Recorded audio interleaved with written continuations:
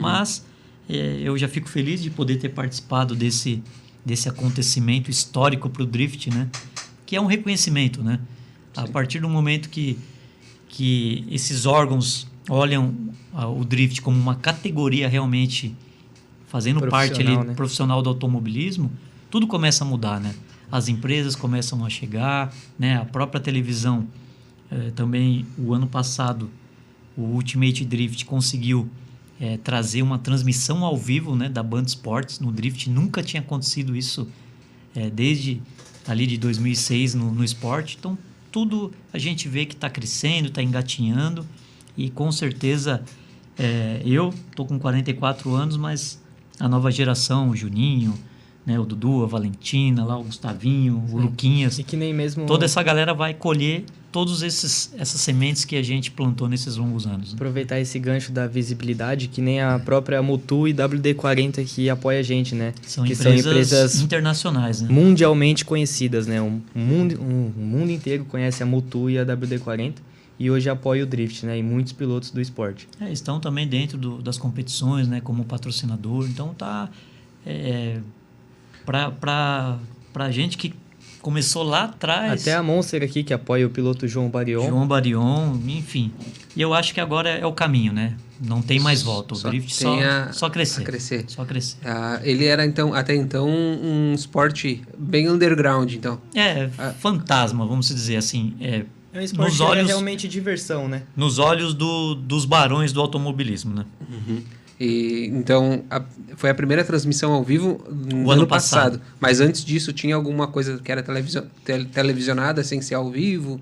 Sempre teve cobertura, né? Matérias, né? Que a televisão X, canal X ia lá, filmava e entregava esse conteúdo depois em forma de matéria, né? Uhum. Nada específico ali, total, com foco total no campeonato, né?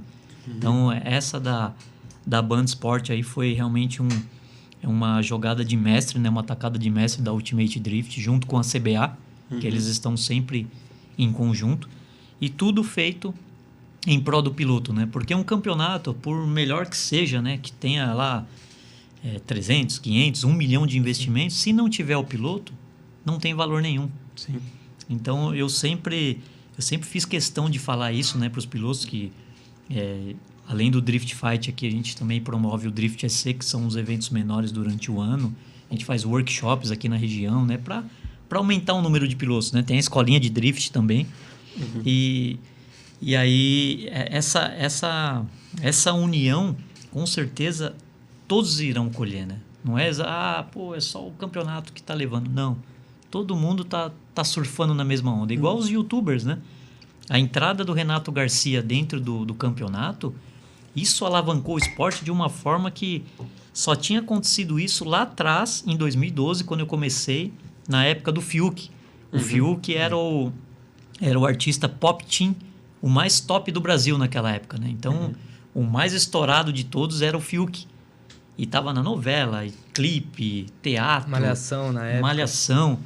E deu um boom naquela época. Só que aí depois ele fez uma curva ao contrário, né? Para baixo. Ele deu uma esfriada. E aí agora, infelizmente, né, nessa pandemia, que não foi algo muito triste, mas a organização decidiu dar continuidade no projeto, só que sem público, né? Mas quando já tinha sido liberado, né? O contato de pessoas sem ser... Senão a gente está falando aqui que a gente estava fazendo campeonato na pandemia. Mas um local totalmente aberto. Mas já tinha sido liberado, menos com o público, né? E seguindo todos o distanciamento, máscara, enfim... E aí, com a entrada, né? O Bruno, ele já tem uma relevância no YouTube ali, quase 1,5 milhão, né, de inscritos. Bruno Bar? Aí o Renato, a hora que entrou, a live, ele tinha uma média ali de 30, 40 mil pessoas. Não tem, né? Durante o tempo todo, durante o dia todo. Então, isso... a live com mais de 1 milhão de visualizações depois. Isso acabou trazendo um novo público, sabe? Porque o nicho, ele era muito, muito direcionado, né? Então, tem os amantes do Drift, que a gente sabe que era um número X, 2 mil, 3 mil pessoas. E aí, com a entrada do Renato, ele meio que espalhou, né? Aí veio o Léo da Hornet, montou o carro, o Boquinha... E aí o estrago foi feito, né? O Dieguinho também, né? O Diego Iga, ele também foi pro lado do YouTube. O João Barion, que teve no Netflix, aí pegou preço, né? O Renato Garcia entrou nessa só para gerar conteúdo e acabou se apaixonando pelo esporte? Na verdade, ele já entrou se apaixonando, né? Quando ele começou no Drift, ele acho que tinha 3 milhões de inscritos, né? E foi bem interessante, né? Eu lembro que o Bruno me ligou, ele falou, cara, tem um conhecido aqui que ele quer fazer alguns conteúdos e tal. Na época, a gente já tinha iniciado com a escolinha, né? Tava bem no começo, o Renato, inclusive, foi o primeiro aluno da Drift Escola, né? Foi em 2017, né? E aí, falou, pô, arma alguma coisa aí no Beto Carreiro. Eu falei, beleza, vem pra cá, a gente anda de kart, tem o pessoal do Super Carros também ali com a Ferrari. E aí foi onde a gente conheceu o Renato, né? O Renato, o Boquinha, o Léo, o Thiago, né? Enfim, toda a turma. O Gui também tava. O Gui era pequenininho, né? O Gui Nobre, né? Eu também, eu tinha 12 anos. E aí fizemos umas instruções ali pro Renato, mas não foi um curso, né, completo, porque foi mais aquele momento de fazer o vídeo, enfim. E aí eu lembro que eu falei pro Renato, eu falei, cara, você não tem mais volta. Agora você vai comprar um carro, um Nissan 350Z. Não, imagina, uma fortuna e tal, né, cara? Ele tinha um Camaro amarelo ainda, tinha um Camaro amarelo, faz muito tempo. Até no nosso Insta da Drift Escola, ali tem as fotinhas, ele bem molecão, bem magrinho, né? E aí ele falou, não. Eu falei, vai, cara, vai. E eu só quero uma coisa tua, cara. Não precisa falar em meu nome, não precisa falar da Drift Escola, fala Drift. A palavra Drift. Quanto mais vezes você falar, mais vai ajudar todos nós com a divulgação do esporte, né? Aí foi passando, daqui a pouco ele já mandou uma mensagem, comprei um 350Z, mas tá bonito, é de rua. Não vou cortar nada, vou deixar o original para andar na rua. Eu falei, tira a foto dele, Renato, que você vai sentir saudade, né? Por quê? Eu falei, não, daqui a pouco você vai arrancar banco. Eu falei, não, imagina o carro ar-condicionado. Eu falei, não, tá bom. Aí passou, daqui a pouco já tirou um banco, pôs um banco concha. Resumindo, menos de um ano, o carro dele todo cortado de fibra, motor 2JZ.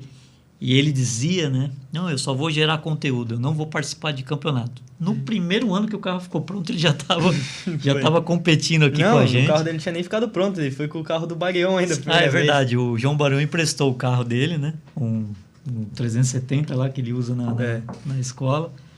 E foi, cara. E hoje você vê, já tem projeto para andar nos Estados Unidos. O carro está cada vez melhor, ele está treinando. Ele já tem prêmios? Ele já está com um carro nos Estados Unidos, né, o Renato? Só que não está pronto ainda, mas já está em desenvolvimento. E ele é campeão de alguma coisa? Como é que é? Então, ele recebeu um troféu ali uns 3 anos atrás do Drift Fight, que a gente nomeou ele como embaixador aqui do Drift Fight, porque ele ajudou também bastante a gente a divulgar. E ele guarda no quarto dele esse troféu até hoje, né? Ficou feliz pra caramba. E foi uma forma de a gente presentear e agradecer ele, né? Uhum. Mas ele tem alguns títulos já, né? Quando ele competiu na categoria Light comigo em 2021. Ficou em vice ou em terceiro? Ele ficou em quarto. Segundo foi o Thales Raff, terceiro o Jader Daniel, em quarto ele. Mas na primeira etapa ele já ficou em segundo, junto comigo que fiquei em primeiro.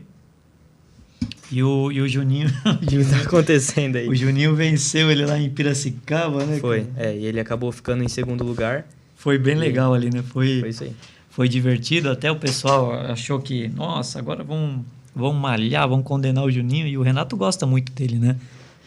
E aí se abraçaram no pódio. Resumindo, ficou até bom, né? O público até entendeu a amizade deles e que a competição, infelizmente, só um vai vencer, né? Uhum. Vai ter 32 pilotos, mas o que vai levar o caneco de primeiro é um só. E eu costumo sempre dizer que, independente de ser primeiro ou último, todos que estão ali, todos que chegaram, são vencedores. São vencedores, porque não é fácil. Sim. Você montar um carro, toda a despesa, logística de levar o transporte, pneu, é infinito, né? Campeão é só quem vai levantar a taça, né? Se a gente for falar detalhes aqui, o cara que está pensando em entrar, ele já acaba desistindo, né? Mas no final vale a pena, porque é um esporte familiar, né? A gente olha nos eventos ali, tem o pai, tem a mãe, tem a criançada, diferente de... Não tem aquela coisa que está acostumado e bebida, é um negócio bem tranquilo. Light, né? Porque é uma cultura que trouxe do Japão, né? Então, os japoneses nos presentearam com essa cultura. Tanto aquele compartilhamento de ajuda nos boxes, como até mesmo o público, né? É difícil a gente dizer o porquê, né? Mas é diferente, né? É diferente. Se você for numa arrancada, vai ser diferente de você ir num drift. Não, eu digo pelo público assim, é diferente.